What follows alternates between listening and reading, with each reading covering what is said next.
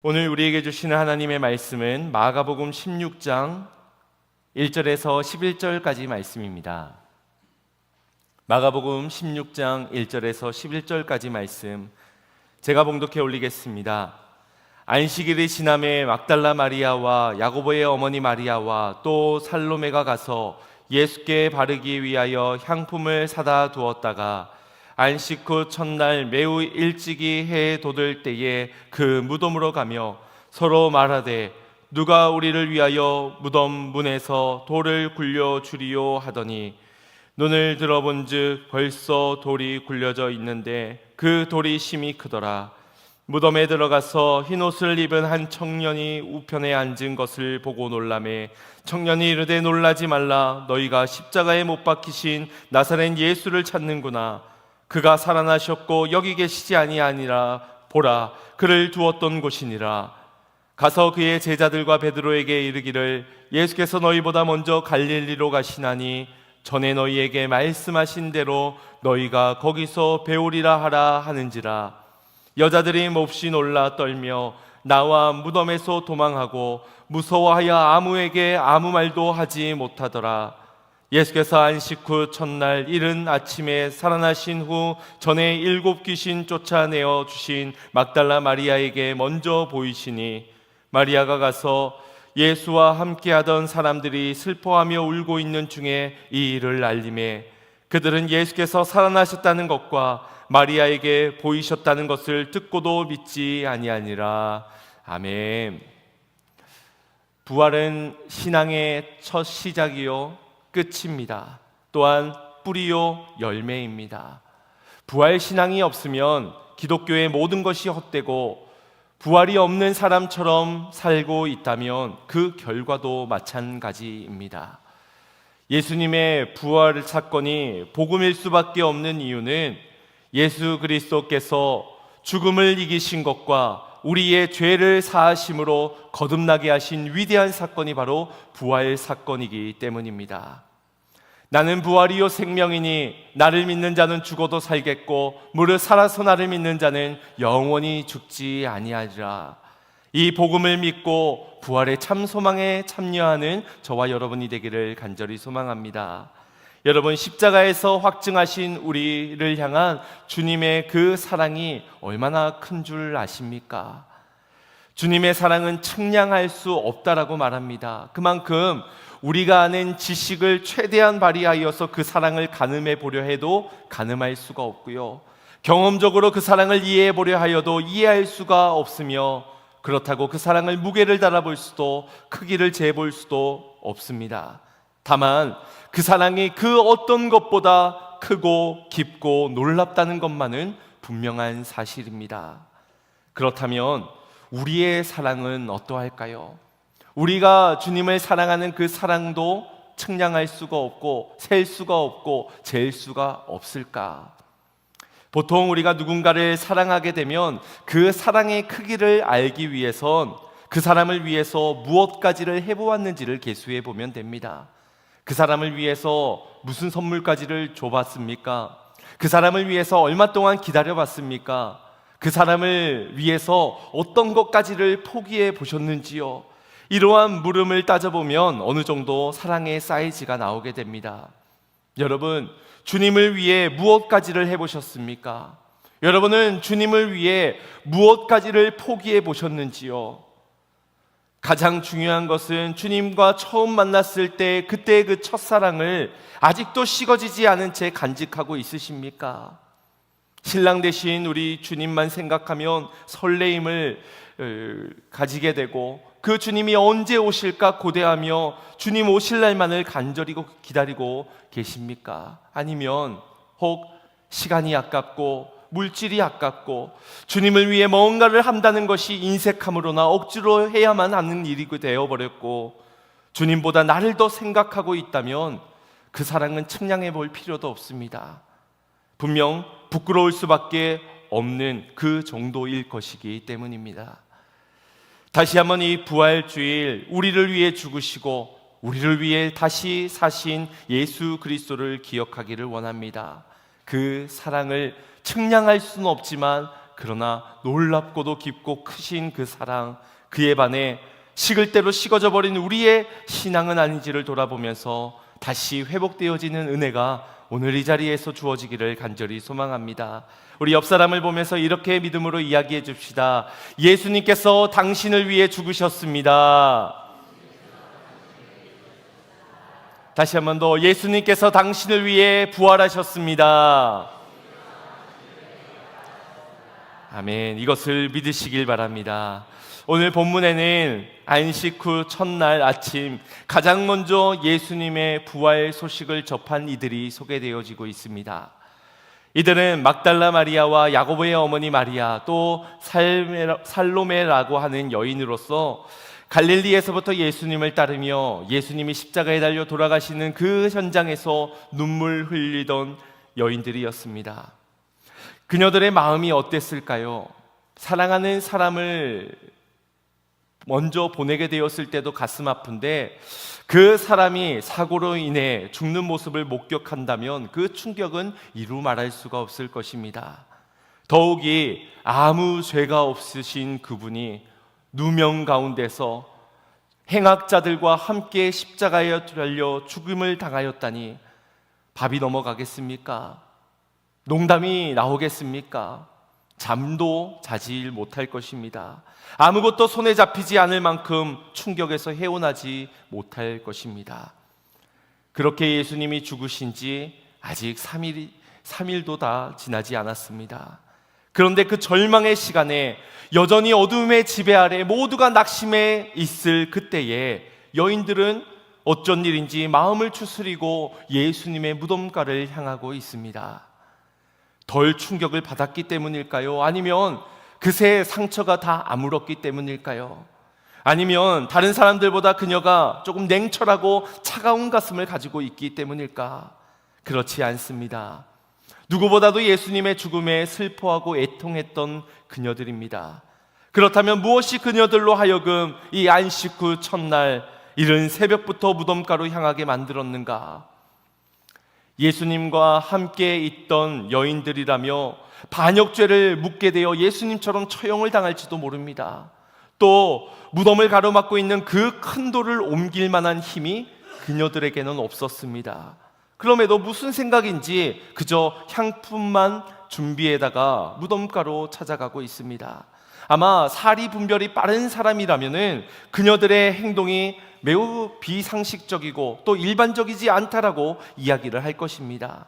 아니, 또 간섭하기 좋아하는 그런 사람이라면 이보시오, 정신 좀 차리시오, 가서 당신들이 뭘 할 수 있다고 여자가 나서고 그래요? 라고 대책 없는 그녀를 향하여서 오지랖이 태평양 같은 사람들은 그렇게 쓴소리를 뱉어내고 말 겁니다. 그럼에도 여인들의 무덤가로 향하였던 이유는 이미 돌아가신 예수님이지만 여전히 그녀들의 마음엔 예수님이 거하고 계셨기 때문입니다. 그녀들의 마음이 여전히 그분을 향하고 있었기 때문이라는 겁니다. 물론 여인들이 부활하신 예수님을 믿고선 간 건 아닙니다. 1절 말씀에서도 보듯이 그녀들은 예수님의 시선에 그저 향품을 바르기 위해 유대의 전통에 따라서 그 시체의 부패함을 막고 또 악취나는 것을 멈추기 위하여 그래서 향품을 바르기 위해 무덤을 갔다고 말씀합니다. 즉 예수님의 부활 예고를 믿고 부활하실 예수님을 만나기 위해 간 것은 아니라는 겁니다. 하지만 그녀들은 기억했습니다. 자신들을 그동안 아낌없이 사랑해 주셨던 그 예수님의 사랑이 여전히 자신의 마음 안에 머물러 있다는 것을, 그리고 여전히 죽으신 그분이지만 내가 사랑하는 예수님이었기에 무덤을 향해 나아갈 수 있었던 겁니다. 그녀들이 이 향품을 준비하기 위해서는 아마 예수님이 달려 죽으시는 그 금요일부터 이미 향품을 준비했을 겁니다. 그 다음 날은 안식일이기 때문에 향품을 살 수도 준비할 수도 없는 날이지요. 그리고 그 다음 날 아직 해가 뜨기 전 어두운 새벽명에 그곳을 향할 수 있었다면 아마 그 예수님이 돌아가시는 그 순간에도 그들은 낙심 가운데서도 자신들의 이 사랑을 주님 앞에 드리고자 미리 준비되어진 향품으로 보입니다. 지난 마가복음 15장 43절의 말씀을 보면 아리마대 사람 요셉이 빌라도를 찾아가 예수님의 시체를 내게 주시오 하고 말하며 그 예수님의 시체에 세마포를 싸서 바위 속 무덤을 파고 그곳에서 큰 돌을 굴려다가 문을 막으며 그곳에 예수님의 시체를 두었습니다. 이어진 47절 말씀을 보면 때에 막달라 마리아와 요새 어머니 마리아가 예수 둔 곳을 보더라. 그녀들의 시선이 아리마대 사람이 옮겨놓은 그 시체가 머무는 무덤을 향하고 있습니다. 예수님이 돌아가셨지만 그녀들의 시선은 예수님을 향하고 있었고, 그리고 집으로 돌아올 수밖에 없었고 안식일을 지켜야만 했지만 그녀들의 마음엔 여전히 예수님이 그곳에 있음을, 그래서 그녀들의 마음도 그 무덤가를 향할 수밖에 없었습니다. 그래서 날이 밝기 전 깊은 새벽에 발걸음을 옮겨 준비되어진 향품을 가지고 난관도 문제도 있을 그곳을 향해 과감히도 나아갔던 것입니다. 이것이 바로 부활의 첫 증인이 될 수 있는 마음가짐이 아니겠습니까? 이것은 당연한 일입니다. 당연히 신랑을 누가 가장 먼저 만날 수 있겠습니까? 신랑을 가장 사랑하는 신부가 만나게 될 것입니다. 신랑을 고대하며 기다리며 손꼽아 기다린 나머지 달려나갈 준비가 되어진 그 신부가 가장 먼저 만날 수 있는 것입니다. 비록 여인들의 믿음이 연약하여 부활을 믿지 못하였고 아리마대 사람 요셉처럼 뭔가 부유한 사람이라든지 아니면 장정들처럼 그 돌을 힘껏 옮길 수 있는 그런 힘이 있는 자들도 아니었지만 다만 주님을 사랑하는 마음은 누구보다도 컸던 이들이 그녀들입니다. 사랑하는 마음에서 자신들이 할 수 있는 최선을 다해 향품을 준비하였고 자신이 갈 수 있는 최대한 가까이 예수님께로 더 가까이 나아갔던 것입니다. 그리고 하나님께서는 그녀들의 그 마음과 그 중심을 보시고 부활의 첫 증인이 되는 영광을 허락해 주신 것입니다. 사랑하는 여러분, 절망적인 상황은 때때로 우리의 마음을 낙심케 하고 두렵게 만듭니다. 또 슬픔의 감정은 우리를 집어삼키려 하며 우울한 감정들은 모든 것을 포기하게끔 만들지요. 그러다 보니 우리가 이러한 감정들에 인하여 주님 앞에 마음을 작정하고도 그 헌신이 중단되어진 일이 한두 번이 아니지 않습니까? 내 안의 상식과 실패의 경험들로 인하여서 주님을 향한 뜨거운 사랑도 어느덧 식어져 버리지 않았습니까? 이처럼 두려움은 주님을 생각하게 하기보다 나를 더 생각하게 만들고 내 안의 감정에 더 치우치게 만듭니다.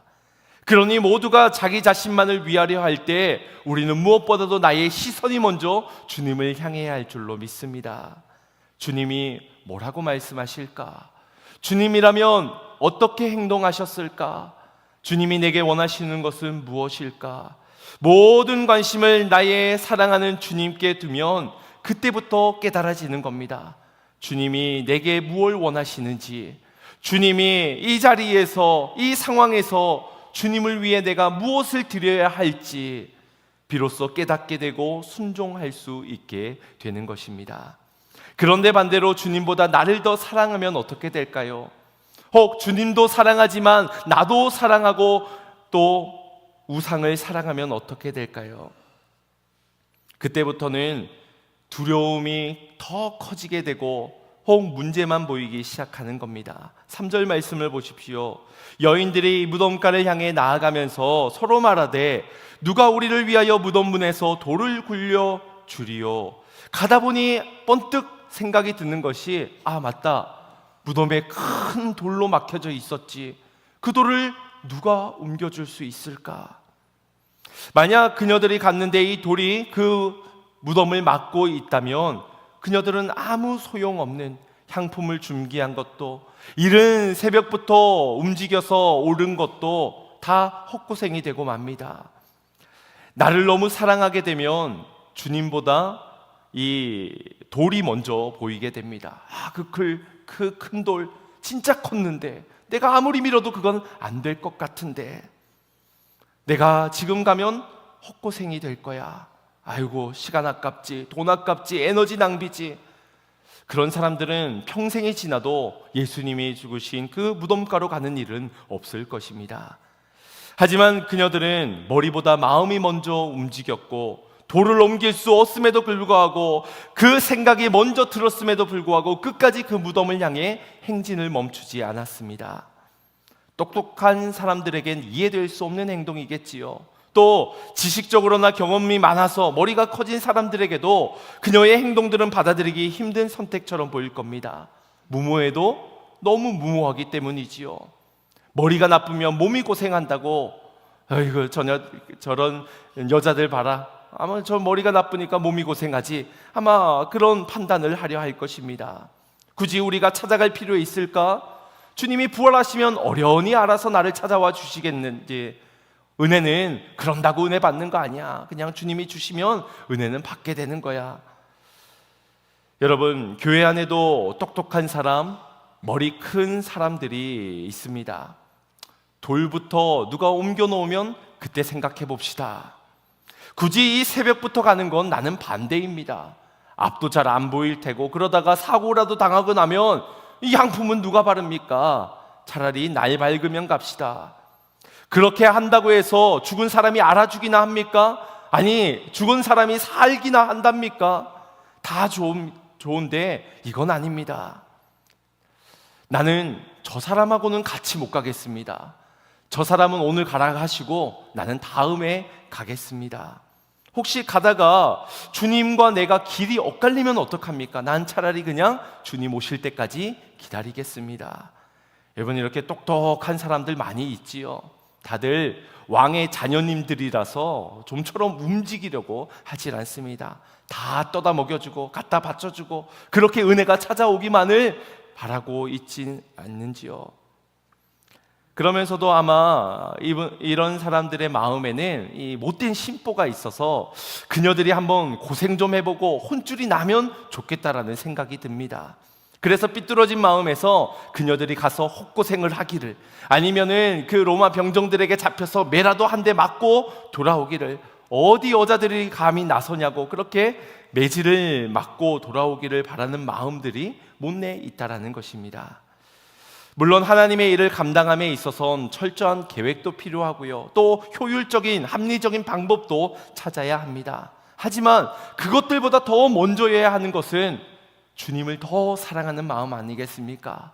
나보다 더 주님을 사랑하는 그 마음을 가지고 있어야 주님께 제대로 된 헌신도 드릴 수 있지 않을까요? 주가 쓰시겠다 하라 하시면 내어 드려야지요. 주님, 어디다 쓰시게요? 그거 어디다 쓰시려고 그러십니까? 이거 말고 이거는 안 됩니까? 여러분, 그때부터 인생이 복잡해지기 시작하는 겁니다. 우리가 날 죽기까지 사랑하신 그 주님을 계산하기 시작하면요, 주님도 우리를 계산하기 시작할 겁니다. 저건 은혜를 줘봤자 지밖에 모르네, 저거는 은혜를 줄 필요가 없다고. 만약 그렇게 주님께서 우리를 계산하셨더라면 우리처럼 어리석고도 교만한 사람들을 위해 죽으시진 않으셨을 겁니다. 아니, 그 전에 부르시지도 않으셨겠지요. 다만 우리의 연약함을 아시고 미련함도 아시고 교만함도 아시지만 그럼에도 사랑하셨기 때문에, 그것들보다, 그 문제보다 사랑이 더 컸기 때문에 주님은 모든 한계와 장애를 넘어 당신의 시간을 들고 이 땅 가운데 오시어서 우리의 모든 죄를 담당하셔서 십자가에 달려 죽으신 것입니다. 그분이 또한 우리를 위해 부활하여 주셨지요. 우리에게 참 소망이 되어 주시기 위해서 말입니다. 여러분, 우리가 왜 부활의 증인이 되어야 합니까? 왜 부활의 증인이 되기를 사모해야 하는지요? 그것이 곧 주님이 먼저인, 주님을 가장 사랑하는 마음들에게 허락되어지는 주님의 은혜의 사명이기 때문입니다. 주님을 더 사랑하지 않는 자들에게 허락되어지지 않는 은혜의 사명 말입니다. 이 사명이 누구보다 주님을 사랑하였던 그녀들에게 먼저 허락되어진 것을 보십시오. 4절 말씀에 눈을 들어본 즉 돌이 벌써 굴러졌으니 그 돌이 심히 크더라. 깜짝 놀라지 않겠습니까? 아유, 그때 봤던 돌보다 지금 보니까 더 큰데, 아니 그 돌이 옮겨져 있으니 얼마나 놀라겠습니까? 걱정거리가 해결되었습니다. 그런데 돌이 옮겨진 무덤 안에는 예수님의 시체는 없고 한 청년이 즉 천사가 그곳에 있어 믿지 못할 소식을 전해주는 겁니다. 우리 6절 말씀 합독해 보겠습니다. 시작. 청년이 이르되 놀라지 말라. 너희가 십자가에 못 박히신 나사렛 예수를 찾는구나. 그가 다시 너희 예시 아니하니라. 보라, 그를 두었던 곳이니라. 아멘. 상상이나 있겠습니까? 죽었던 예수님이 다시 살아난다는 예상치 못한 부활의 소식을 듣게 된 그녀들입니다. 여러분, 우리가 상상했느냐 상상하지 못했느냐, 우리가 계획했느냐 아니면 계획하지 못했느냐, 그건 중요하지 않습니다. 믿음으로 나아갔느냐, 사랑하되 끝까지 사랑하며 주님께 갔느냐, 순종할 마음이 있느냐, 이것이 중요한 것입니다. 만약 그것이 없더라면 주님의 부활 소식에 그 증인의 부활의 첫 증인이 될 수는 없었을 것 아니겠습니까? 우리가 남들보다 조금 더 고생하면 어떻고 더 수고스러우면 어떻습니까? 주님을 위해서 남들보다 더 땀을 흘려야 되고 더 바빠야 되고 더 손해를 본들 어떻습니까? 내가 거기서 주님을 만날 수 있다면, 그래서 내가 주님의 기쁨이 될 수 있다면, 주님께 나의 이 사랑의 마음을 드릴 수 있다면 좀 고생해도 괜찮지 않을까요? 좀 남들보다 손해봐도 괜찮지 않겠습니까? 모든 것을 감수하더라도 가야만 들을 수 있고 가야만 볼 수 있는 것이 있습니다. 우리를 위해 죽으신 부활하신 예수님이 거기에 계신데 우리가 어디에 있어야 하겠습니까? 물론 그러한 신앙도 어려움과 문제를 만나지 않는 것은 아닙니다. 그래서 때로는 그 문제들 때문에 염려가 생기고 두려움이 생기기도 합니다. 오늘 이 여인들의 반응을 보십시오. 8절 말씀입니다. 시작. 여인들이 몹시 놀라 떨며 나와 무덤에서 도망하고 무서워하여 아무에게 아무 말도 하지 못하더라. 아멘. 뭔가 기뻐하고 즐거워하고 환호성을 질러야 할 것 같은 그녀들이 지금 몹시 놀라고 떨며 무서워 도망을 치고 있습니다. 돌을 보고 놀란 가슴, 천사 보고는 더 놀랬다가 부활 소식에는 까무러치듯이 놀라서 아무에게도 아무 말도 못하는 지경에 이르게 된 것입니다. 부활의 증인이 되라고 보여주신 것들입니다. 돌을 괜히 열어둔습니까? 천사가 거기 괜히 있었겠습니까? 그녀들로 증인 삼으려고 은혜를 주셨지만 그 은혜 앞에 그녀들은 오히려 두려운 마음이 가득해지기 시작하였습니다. 이 모든 게 은혜일진데 우리의 마음속 두려움을 이기지 못한다면 우리도 부활의 증인으로 살아갈 수가 없게 되는 것입니다. 은혜가 되어야 하는데 그것이 은혜인 줄 모른 채 두려움만 염려만 하니 사명이 감당되어질 수가 없는 것이지요. 만약 그녀들이 예수님께서 다시 살아날 것이다, 살아생전 말씀하셨던 그 말씀을 기억하고 있었더라면 그녀들의 반응은 달랐을 겁니다. 아마도 보다 의연하게, 그러면서도 감사하고 감격하며 환호를 지르며 하나님을 찬양하지 않았겠습니까? 하지만 말씀이 없으니 부활의 증인이 되어야 하는 그녀들이 무서워 떨며 아무 말도 못한 채 침묵하고 도망치고 마는 것입니다. 여러분, 이 땅에 어디를 가도 소망은 없습니다. 십자가를 보면 소망이 있습니까? 빈무덤을 보면 소망이 생깁니까? 아니요, 소망은 없습니다. 그러나 오직 하나님의 말씀을 듣고 그 말씀을 믿는 자는 소망이 생깁니다. 그때의 십자가를 볼 때 소망이 생기는 것이고, 말씀을 붙잡고 빈무덤을 볼 때 소망이 생기는 것입니다. 말씀을 통해 십자가를 보시기를 바랍니다. 말씀을 통하여서 다시 살아나시는 주님의 빈무덤을 보시기를 바랍니다. 그리고 참 소망을 가진 자가 되어 이 땅에 참 빛과 참 소망을 전하는 소금으로 사명을 감당하는 자가 되시기를 바랍니다. 오늘 부활의 첫 증인이 된 여인들이 예수님의 부활을 믿게 된 것은 증인들의 증언을 통해서였습니다. 찬란한 옷을 입은 천사, 마가복음에는 그를 한 사람으로 소개하지만 누가복음에서는 그를 두 사람으로 소개합니다. 아마도 학자들은 마가가 주로 말하는 사람, 그 한 사람에 주목을 하기 때문에 한 사람이라고 기록을 하였을 것이다 라고, 그의 성향상 그랬을 것이라고 추측을 합니다. 중요한 건 한 사람이든 두 사람이든 천사를 통하여서, 부활을 아는 자를 통하여서, 증언을 통해 소식이 전해졌다라는 것입니다. 그리고 그녀들로 말씀이 생각나게 될 때 비로소 부활을 믿게 되었지요. 뭔가 믿어져라 이 하면서 주문을 외운 것도 아니었고요. 너 안 믿으면 혼난다 라고 뭔가 압박을 가하거나 강요를 한 것도 아닙니다. 그저 증인에게 전해들은 증언을 통하여서 그녀들이 부활을 알게 되었고요. 그리고 예수님께서 갈릴리에서 하셨던 그 말씀이 생각나 믿어지게 되었던 것입니다. 이를 누가복음 24장 6절에서 8절 말씀에서 이렇게 기록하고 있습니다. 합독하겠습니다. 여기 계시지 않고 살아나셨느니라. 갈릴리에 계실 때에 너희에게 어떻게 말씀하셨는지를 기억하라. 이르시기를 인자가 죄인의 손에 넘겨져 십자가에 못 박히고 제3일에 다시 살아나야 하리라 하셨느니라 한데 그들이 예수의 말씀을 기억하고. 아멘. 말씀을 들으면서 믿음이 나는 것입니다.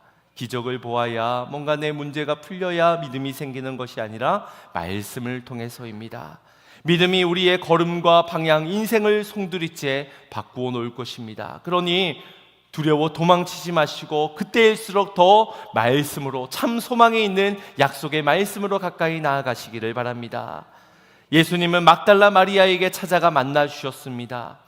말씀을 들음을 통하여서 우리가 믿음이 자그마히 생겨지게 되었다면 그 자그마한 믿음을 가지고 주님을 찾고 사모하는 마음으로 기다릴 때 그 주님을 인격적으로 만나게 된 자는 굳건한 믿음의 반석 위에 세워지는 그런 믿음이 되게 될 줄로 믿습니다. 그때에 그녀의 인생이 완전히 달라져 천사의 명령을 듣고도 도망치기 바빴던 그녀가 부활하신 주님을 만나자마자 이제 담대히 복음을 증거하러 나아갑니다. 말씀을 통해 믿음이 생겼기 때문이요, 부활하신 주님을 만났기 때문입니다. 그 은혜가 우리 모두에게 있기를 간절히 소망합니다. 사실 그녀에겐 경험적으로 습득되어진 아픔과 상처가 있었을 겁니다. 여자가 말하는 것을 인정해 주지 않는 그런 사회 문화 속에서 더욱이 이 막달라 마리아는 7 귀신이 들렸다가 예수님으로부터 치유를 받은 그런 여인입니다. 더욱이 그녀가 할 말이 죽었던 사람이 다시 살아났다라는 허무맹랑한 말이니 과연 누가 믿어주겠습니까? 미쳤다라고 말하지 않겠습니까? 다시 귀신 들린 거 아니냐라고 손가락질하지 않겠습니까?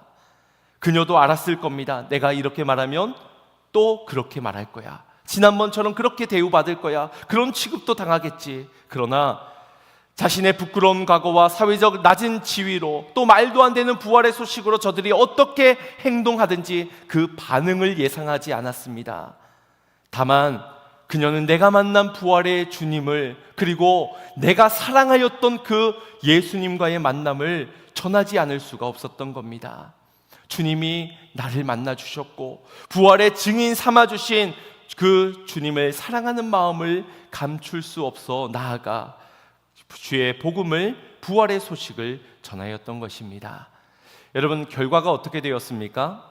안타깝게도 제자들은 그녀의 말을 믿어주지 않았습니다. 예수님으로부터 부활의 예고의 소식을 이미 살아생전 3번 정도는 들었을 제자들입니다. 그럼에도 말씀을 놓치니 믿어지지가 않았던 겁니다. 그럼 그녀의 이 증언은 헛고생입니까? 그녀가 힘써 달려가서 복음을 증거한 그것은 오히려 전하지 않는만 못한, 안 하는 게 나은 그런 행동이었을까요? 그렇지 않습니다. 우리의 목적은 저들을 믿게 만드는 것이 아니라 그저 전하기만 하면 되는 것입니다. 우리가 저들의 인생을 구원해내야 하는 것이 목적이 아니라 우리는 주님을 사랑하면 되는 것입니다.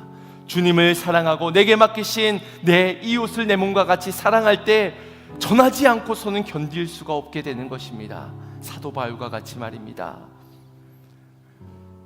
사랑하는 마음을 전하지 않고는 견딜 수 없는 그것이 바로 침묵하며 본 것을 못 본 척 할 수도 없게 만들었고, 아는 것을 모른 척하게 만들지도 않았으며 맞는 것도 아닌 척 할 수 없었던 것입니다. 이처럼 두려움을 이기는 것이 사랑입니다. 그 사랑을 가능케 하는 것이 믿음인 것이고요. 사랑은 감출 수도 없고 숨길 수도 없습니다. 예수님도 십자가를 통하여 나타내 보이셨듯이 우리도 주님을 사랑하는 마음을 감춰둘 수 없고 숨길 수 없고 주님 앞에 드려야 할 줄로 믿습니다. 우리가 받은 사랑이 어떤 것과 비교할 수 있겠습니까? 그것보다 큰 사랑이 없는 사랑을 받았습니다. 다 계수할 수 없을 만큼 측량할 수 없는 주님의 사랑, 그 주님을 사랑하는 우리의 마음이 어찌 변할 수 있겠습니까? 어찌 식어질 수 있고 어찌 다른 것 때문에 그걸 포기할 수 있단 말입니까? 오늘날 죽기까지 사랑하셔서 날 위해 죽으시고 날 위해 다시 사신 그 주님의 사랑을 기억합시다. 오늘의 말씀을 통하여 그 사랑을 만나시고 그 사랑을 따라 부활의 증인으로 일어나 다시 한번 더 주님을 뜨겁게 사랑하며 살아가는 양문의 모든 성도님들이 되시기를 주님의 이름으로 축원드립니다. 우리 주신 말씀 생각하시며 이 찬양 고백합니다. 사랑의 마음을 담아 주님 앞에 올려드립니다. 나 같은 죄인 살리신 주내 올라와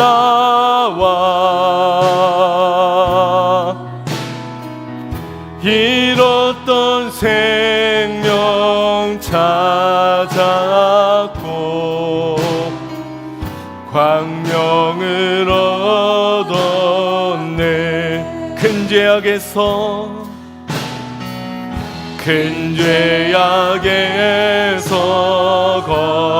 건지신 주내 고마워.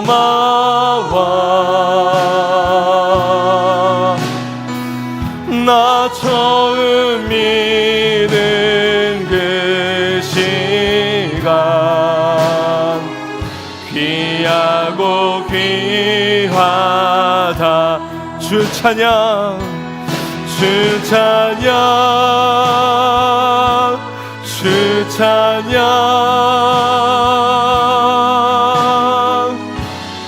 내 마음 다해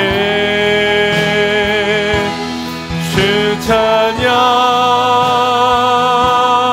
주 찬양. 내 생명 다해 이제껏 내가 산 것도 이제껏 내가 산 것 고백합니다. 주님의 은혜라, 주님의 은혜라. 또 나를 장차 본향해 인도해 주신 거기서 우리 영원히 거기서 우리 영원히 주님의 은혜로 해처럼 맑게 살면서 주 찬양하리라. 주 찬양, 주 찬양, 주 찬양. 내 마음 다해, 내 마음 다해 주 찬양, 주 찬양. 내 생명 다시 한번 더 전심으로 마음을 드리며 주 찬양, 주 찬양, 주 찬양, 주 찬양. 내 마음 다해 주 찬양, 주 찬양. 내 생명 다해. 주님께 받은 우리의 사랑이 얼마나 큰지요. 측량할 수도 없고 가늠할 수도 없는 그 사랑을 받은 우리가 여러분 어찌 식어질 수 있습니까? 어찌 포기할 수 있습니까? 어찌 주님보다 다른 걸 더 사랑할 수 있는지요? 없어야 합니다. 없어야만 합니다. 주님, 오늘 다시 한 번 더 주님의 부활의 기쁜 소식 앞에 믿음으로 정직하게 섭니다. 거짓된 사랑으로 주님 앞에 서지 않겠습니다. 다만 나를 위해 죽으시고 나를 위해 부활하신 그 주님의 사랑을 받은 자답게 다시 한 번 더 일어나겠습니다. 주님, 계산하지 않겠습니다. 주님의 사랑을 다른 것과 비교하지 않겠습니다. 오늘 내 안에 문제를 더 크게 보지 아니하고 나를 더 사랑하여 내 감정에 치우치지 않고 다만 뜨거운 사랑과 열정으로 주님만 섬기며 살겠습니다. 우리로 부활의 증인으로 일어나게 하여 주사 참 소망 가운데 살게 하여 주시옵소서. 우리 함께 주여 한번 부르짖고 합시다. 기도하겠습니다. 주여